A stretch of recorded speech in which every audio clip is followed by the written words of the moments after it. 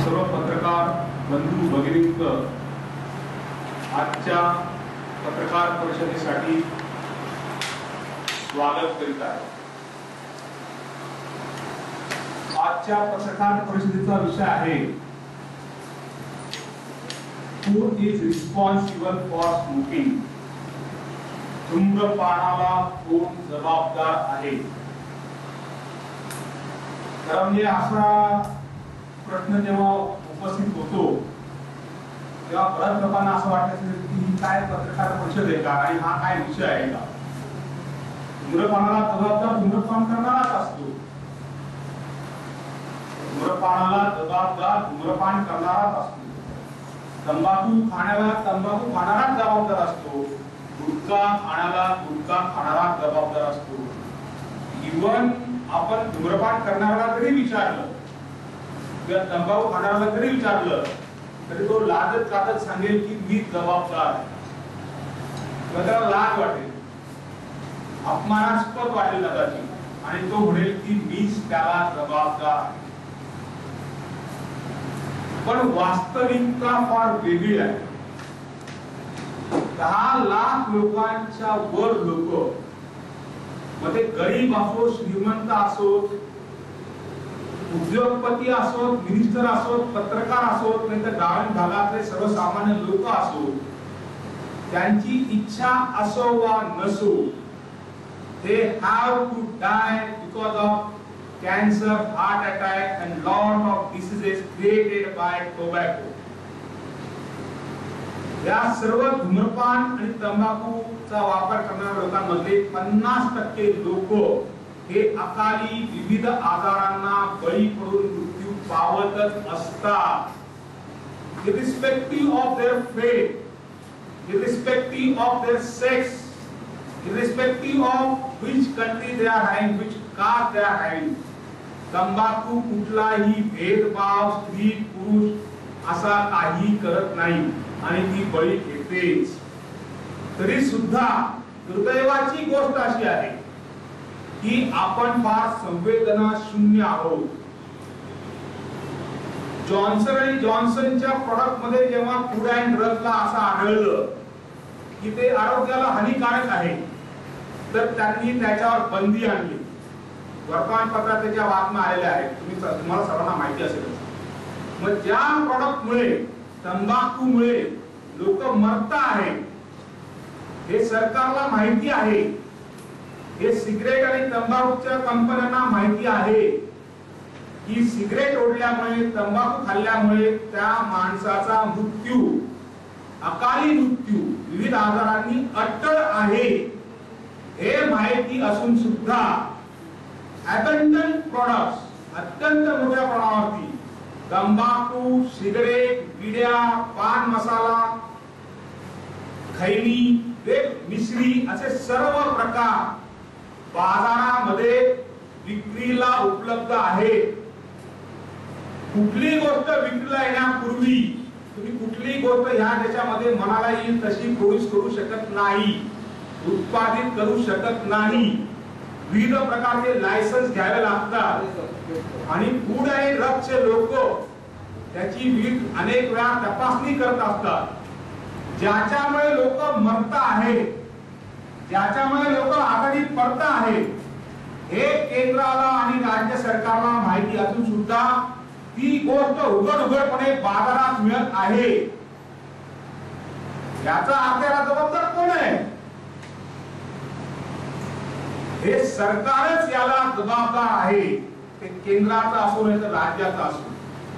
हे राज्य सरकारला केंद्र सरकारला त्यांच्या सर्व अधिकाऱ्यांना फूड अँड ड्रग्सच्या माहिती आहे की तंबाखू मध्ये निकोटीन नावाचं अत्यंत जहरी कॅन्सर करणारं शरीरामध्ये निर्माण आहे विविध आजारांना आमंत्रण देणारं अंमली द्रव्य आहे। हजारो घटक त्यामध्ये आहेत की जे आरोग्याला अत्यंत अपायकारक आहे। असं असताना सुद्धा या वस्तू बाजारामध्ये सुखनैव मिळत आहे। त्याच्यात कुठल्याही प्रकारची कारवाई होत नाही आणि सिगरेट आणि तंबाखूच्या कंपन्यांना हे निश्चित माहिती आहे की आपल्या पदार्थाचं सेवन केल्यानंतर माणसाचं काय बरं वाईट होणार आहे. आणि तरी अत्यंत निराधारपणे मी माझ्या प्रेस नोट मध्ये म्हटलंय की हे मौत के सौदागर आहेत. तंबाखू कंपन्या आणि सिगारेट कंपन्या हे मौत के सौदागर आहेत. फक्त पैसा आणि पैसाच मिळवण्यासाठी दुसरा कुठलाही उद्योग नाही. मग तो साडांचा असो, ती ITC असो, माणिकचंदची गुटख्याची कंपनी असो, जोशीची गोव्याची कंपनी असो, कुठल्याही कंपन्या या फक्त मृत्यूलाच कारणीभूत आहे. तरी एकही खटला केंद्र किंवा राज्य सरकारने आज पावेतो तंबाखू कंपन्यांच्या विरुद्ध कुठल्याही फूड अँड ड्रगच्या कुठल्याही अधिकाऱ्याने जे सरकारचा पगार घेतात, फुकट नोकऱ्या करत नाही, लाखो रुपये घेतात, सर्व प्रकारच्या सवलती उकळतात, यांनी एकही खटला अजून सिगरेट कंपनीवर किंवा तंबाखूच्या कंपनीवर दाखल केलेला नाही.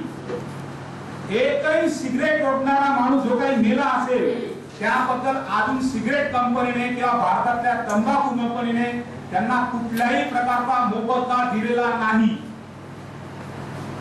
त्यांच्या आजारपणावरचा खर्च केलेला नाही. त्यांना व्यसनमुक्त करण्यासाठी कुठली ठोस पावलं आजपर्यंत सिगरेट किंवा तंबाखूच्या कंपन्यांनी उचललेली नाही. आणि अशी मागणी किंवा असा दबाव आजपर्यंत सिगरेट आणि तंबाखू कंपन्यांवरती केंद्राने किंवा राज्याने आणि त्यांच्या अधिकाऱ्यांनी आणलेला नाही. ही अत्यंत शरमेची आणि दुर्दैवाची बाब आहे. सिगरेट ओढणारा किंवा तंबाखू खाणारा सिगरेट ओढायला किंवा तंबाखू खायला जबाबदार नाही, हे मी अत्यंत ठामपणे सांगतोय. याच्याबद्दल मी इंडियन मेडिकल असोसिएशनला सुद्धा ओपनली चॅलेंज देतोय. तुम्ही अत्यंत निर्वादपणे वर्तमानपत्रामध्ये छापू शकता. डॉक्टर लोकांना यातलं अ का ढ सुद्धा कळत नाही. आज भारतात अनेक प्रकारचे बोगस प्रोडक्ट अवेलेबल आहेत. त्यासाठी मी वेगळी पत्रकार परिषद घेणार आहे. अब्जावधी रुपयांचा खोटारेपणा सगळा चाललेला आहे. सिप्ला पासून तर सगळे भडभुंगे आयुर्वेदाच्या नावाखाली नको नको ते प्रोडक्ट लोकांच्या माती मारताय.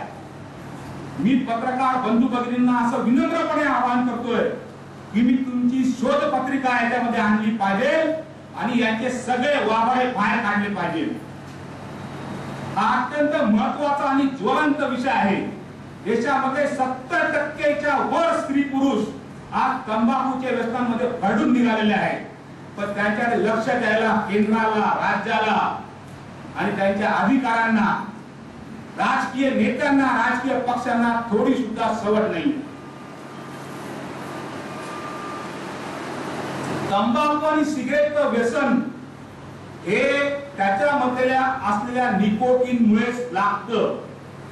मनामध्ये, मेंदूमध्ये जे आपलं रिवॉर्ड सर्किट आहे आणि तंबाखू मधलं निकोटीन नावाचं अंमली द्रव्य जेव्हा एकत्र येतं तेव्हा मनुष्य व्यसनी बनतो. ही त्या माणसाची चूक नाही. सहज गंमत म्हणून काहीतरी आपण तंबाखू तरुणपणी चगवतो किंवा सिगरेट ओढतो, ते कायमचे व्यसनी बनण्यासाठी नाही. आपल्याला असा एक आत्मविश्वास असतो की मी ती सिगरेट सोडू शकेल, मी तंबाखू सोडू शकेल. परंतु तंबाखू मधलं निकोटीन नावाचं अंमली द्रव्य इतकं अत्यंत नीच की ते माणसाला अधम पातळीवर गुलामाहून सुद्धा गुलाम बनवतं. तुम्हाला पत्रकार मित्रांनो माहिती असेल, असे मोठे मोठे संपादक सुद्धा धूम्रपानाच्या व्यसनामुळे गेलेले आहेत अकाली. कारण त्यांना ते सोडताच येत नाही. मग अशा प्रकारची वस्तू ही बाजारामध्ये येऊच कशी शकते याचा तुम्ही सर्वांनी विचार केला पाहिजे, असं मला तुम्हाला विनम्र आवाहन करायचं आहे. या प्रश्नाकडे अत्यंत गांभीर्याने, सामाजिक दृष्टिकोनातनं आणि शास्त्रीय दृष्टिकोनातनं बघितलं गेलं पाहिजे, असं विनम्र आवाहन आहे. कुसुमताई चित्ते व्यसनमुक्ती प्रतिष्ठान काही फक्त टीका करण्यासाठी निर्माण झालेलं नाही. 2007 सालापासून आम्ही गोरगरीब लोकांसाठी मोफत व्यसनमुक्तीचे कार्यक्रम राबवत आहोत आणि ते राबवत राहणार. मी जिवंत असेपर्यंत गोरगरिबांसाठी मोफत कार्यक्रम राबवण्याचा मी स्वतः पण निर्णय घेतला आहे आणि कुसुमताई चित्ते व्यसनमुक्ती प्रतिष्ठानच्या वतीने आपण एक कार्यक्रम राबवत आहोत. देशातल्या 15 कोटी गरीब लोकांना व्यसनमुक्त करण्यासाठी आम्ही कटिबद्ध आहोत. हे काम काही सोपं बिपं नाहीये, मला माहिती फार कठीण आणि अवघड काम आहे. पण या कामामध्ये जर पत्रकारांनी नंतर जे काही ज्या सामाजिक संघटना आहेत त्या संघटनांनी, सामाजिक कार्यकर्त्यांनी जर आम्हाला मदत केली तर निश्चितच आम्ही ह्या लोकांना व्यसनमुक्त करण्यात यशस्वी होऊ. कारण आपला जो व्यसनमुक्त कार्यक्रम आहे अत्यंत सोपा, शास्त्रीय आहे आणि त्याच्यासाठी जे मोटिवेटेड लोक असतात, स्वयंप्रेरित लोक असतात, त्यांना फक्त 10 ते 12 तास लागतात. त्यांनी जर तेवढा वेळ दिला तर ते लोक व्यसनमुक्त होऊ शकतात. म्हणून मला मित्रांनो तुम्हाला असं आवाहन करायचं आहे की व्यसनी माणसाकडे बघण्याचा दृष्टिकोन तुमचा आणि त्या लोकांचा स्वतःचाही बदलला पाहिजे. त्यांनी स्वतःला अपराधी समजण्याचं काही कारण नाही. त्यांना जर व्यसनमुक्त असेल त्याची खरी कारण असं आहे की अंमली द्रव्य ते आहे ते त्यांना व्यसनी बनवतं आणि त्यांच्या मनात जरी तल्लफ निघून गेली सिगरेट ओढण्याची, तंबाखू खाण्याची, तर ते निश्चितच व्यसनमुक्त होऊ शकतात आणि नव्याने आयुष्य सुरू करू शकतात. आपल्याला जर काही प्रश्न असतील तर कृपया करून आपण विचारावे. धन्यवाद. 15 कोटीपैकी किती लोकांना आम्ही आतापर्यंत काही 1000 लोकांना व्यसनमुक्त करू शकलोय. इचलकरंजी मध्ये, पुण्यामध्ये आणि कुर्ल्यामध्ये म्हणजे मुंबईमध्ये. इचलकरंजी नगर परिषदेने माझा कार्यक्रम आयोजित केला होता. पुणे आणि मुंबईमध्ये कुर्ला रिक्षा चालक मुंबईमधले, पुण्यातल्या दलित वस्त्यांमध्ये आपण काही कार्यक्रम राबवलेले आहे. त्याच्या आपल्याकडे सगळे एव्हिडन्सेस आहेत, पुरावे आहेत. व्यसनमुक्तीची प्रक्रिया कशी असते? बेसिकली व्यसन जे असतं ते जर आपण समजून घेतलं तर मग व्यसनमुक्तीच्या प्रक्रियेबद्दल आपण बोलतो. व्यसन जे असतं हे मुख्यतः एक गंभीर स्वरूपाची मनोशारीरिक समस्या आहे. म्हणजे आपला हवा असं वाटतं. म्हणजे एखादा तंबाखू खाणं असेल त्याला ठराविक वेळा तल्लफ आले की त्याला नकळत तो तंबाखू लगेच चढल. तुला सिगरेट ओढणार असेल तर त्याला तल्लफ आले की तो पटकन सिगरेट करणार, ओढायला सुरुवात करणार. ही जी ऍक्शन असते ही त्याच्या नकळत होत असते, त्याला समजत नाही आपण काय करतोय. आणि ही मुख्यतः मानसिक असते. म्हणजे तो जो कॉल असतो तो मनामधून येतो, मला ती गोष्ट हवी हवीशी आहे. तर समजा आता मी डोंट टेक इट अदरवाईज, पण समजा मला तरुण मुलगा एखादा, त्याला एखादी मुलगी आवडत असेल तर तिच्या तो त्या गल्लीमध्ये जाणारच आहे. आपण जर आहे तर जाऊ नको, तो काय सांगणार, नाही माझा मित्र तिकडे राहतो. आवडीची जी गोष्ट आहे ती वारंवार करण्याची जी वृत्ती असते ती वृत्ती माणसामध्ये नैसर्गिक आहे. फक्त हा आभास असतो. व्यसनाची जी आवड असतो म्हणजे आभासात्मक आहे. आता म्हणजे इट विल टेक टाइम. थोडक्यात सांगतो मला, तो मानसिक असल्याने तो मग तिकडे सारखा वळत असतो आणि त्यामुळे मग आपल्याला काउन्सिलिंग करून त्याची जी तल्लफ असते ती घालावी लागते आणि तो व्यसन होतो. तुझ्याकडे एक आकडेवारी आहे का की महाराष्ट्रामध्ये इतकी लोक या व्यसनाच्या आहारी गेलेले आहेत, या व्यसनामुळे या लोकांचा याच्यातल्या लोकांचा मृत्यू झालेला आहे? आकडेवारी तुम्हाला सांगू शकतो की भारतामध्ये 10 लाखाच्या वर लोक दरवर्षी मरतात. स्त्री पुरुष 10 लाखाच्या वर तंबाखूच्या प्रॉडक्ट्स मिळत होते आणि महाराष्ट्रामध्ये 70% वर लोक सर्व धर्माचे हे व्यसनी आहेत. फक्त भारतामध्ये शीख लोक जे असतात ते तंबाखूचा वापर करत नाही. महाराष्ट्रीयन लोकांमध्ये जास्त आहे तंबाखूच्या व्यसनाचा. बायका सुद्धा जे आपल्या बायका, महाराष्ट्रीयन बायका, त्या सुद्धा मिश्रीचं आणि तंबाखूचं व्यसन त्याच्यामध्ये मोठ्या प्रमाणावर आहे ग्रामीण भागामध्ये. आणि मुंबई शहरामध्ये 56% वर स्त्रिया या व्यसनी आहेत. 56% महिला या व्यसनी आहेत. पुरुष तुम्हाला मोर दॅन 70%. आपल्याला पण पुरुषांना काही बंधनच नाही ना सगळ्या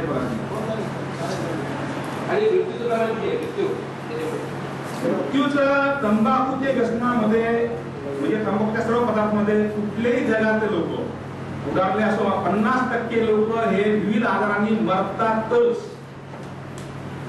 आणि 50% राहिलेल्या लोकांना विविध आजार होतातच.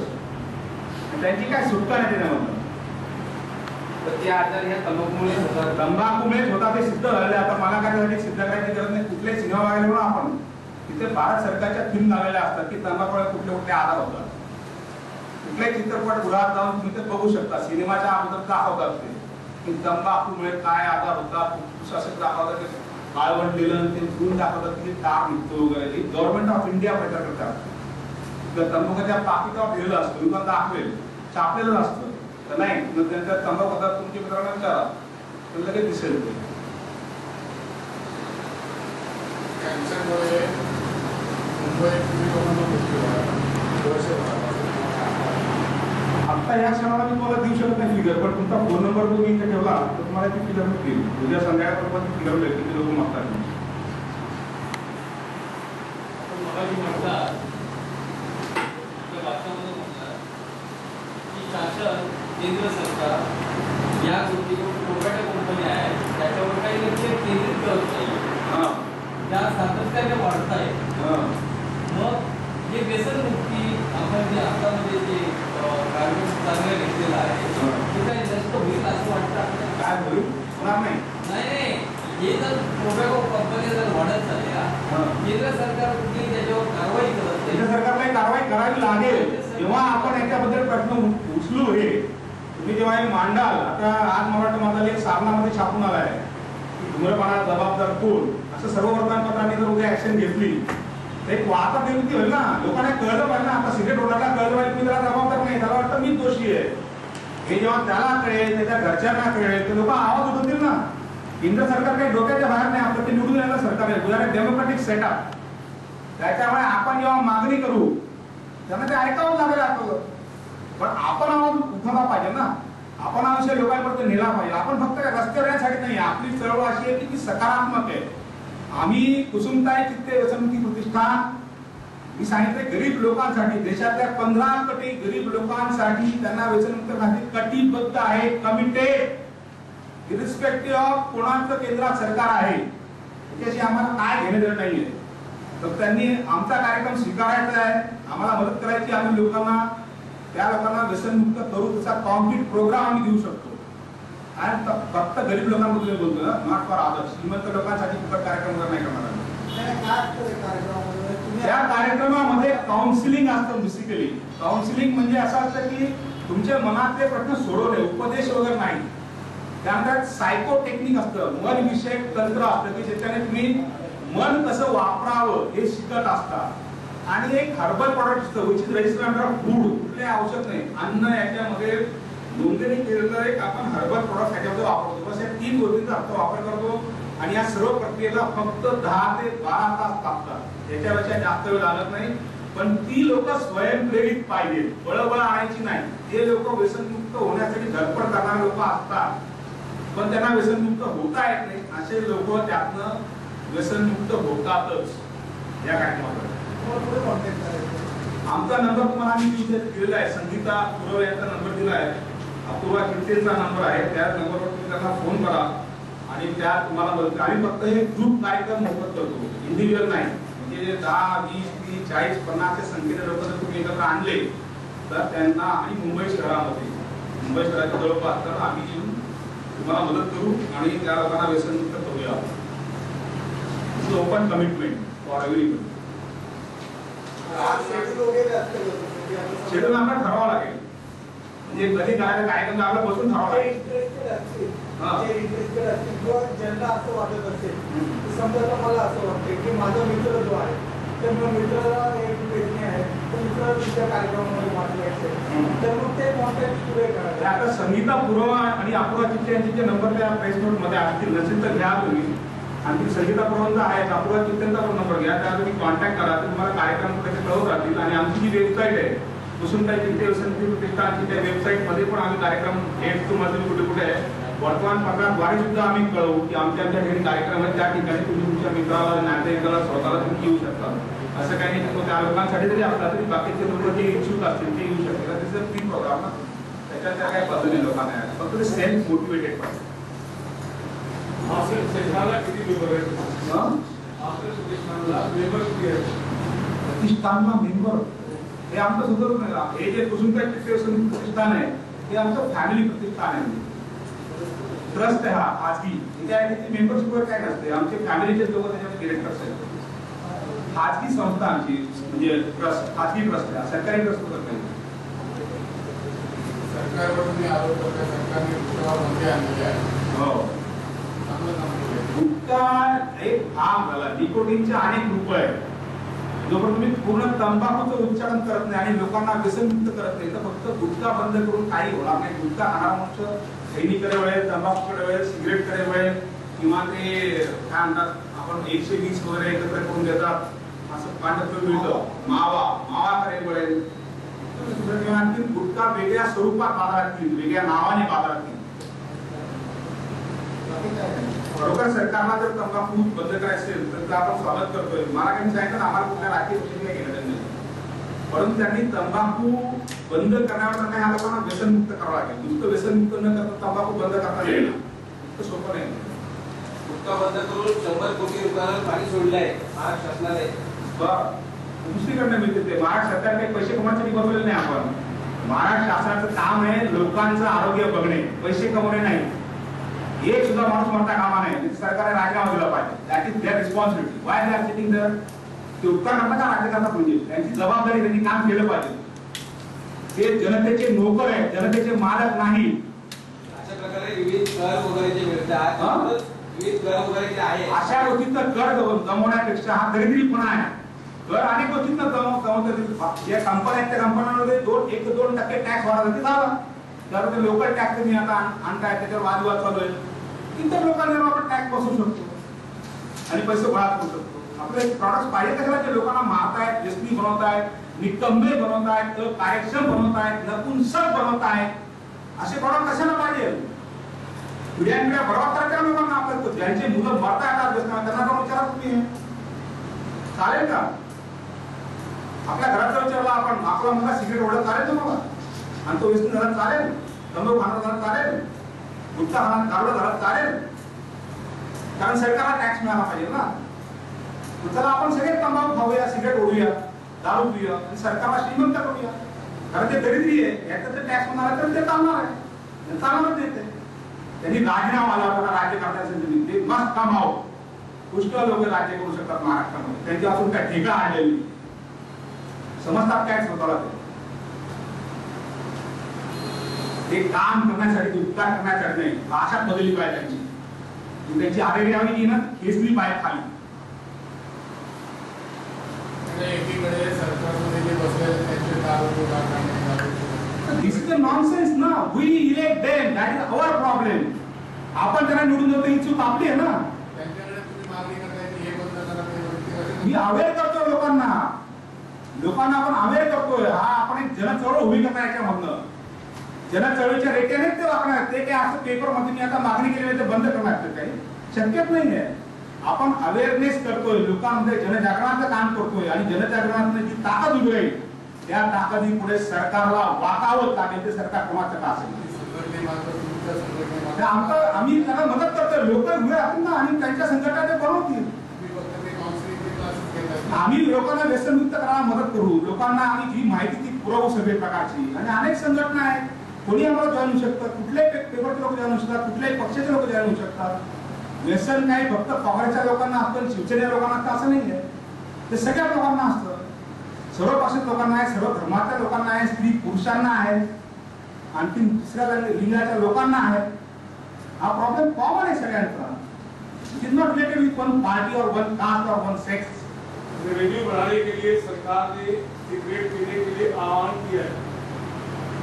सिगरेट पीने के लिए सरकार ने पब्लिक को आह्वान किया है कि आप सिगरेट ज्यादा पीजिए और रेवेन्यू बढ़ेगा. उसके लिए आपको टैक्स मिलेगा. इधर वेस्ट बंगाल में ममता दीदी ने आह्वान किया. ममता जी ने आह्वान किया. उसके ऊपर तुम क्रिटिसाइज करो, दैट इज नॉनसेंस. गलत बात है, पूरी गलत बात है. Whatever Mamta is doing in West Bengal, it is totally wrong. ये क्या है? ये तो गलत बात है ना. लोगों को तो परावृत्त करना है हमें.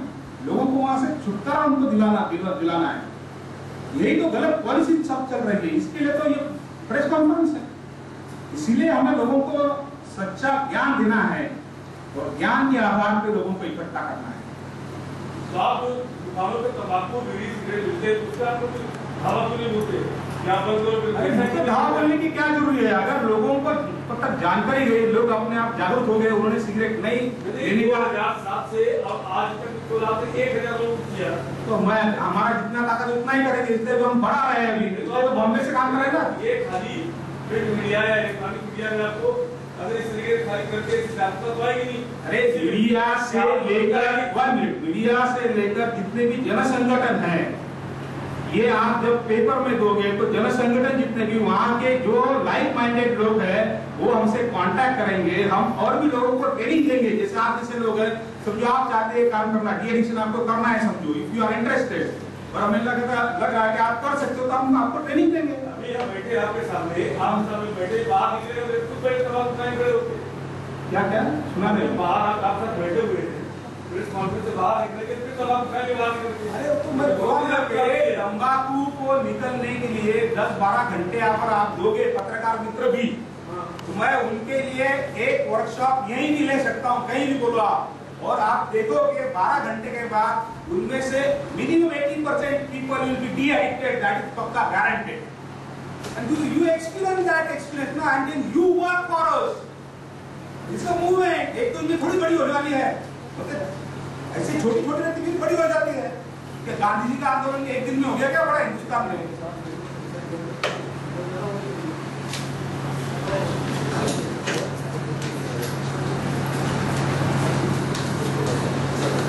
हेलो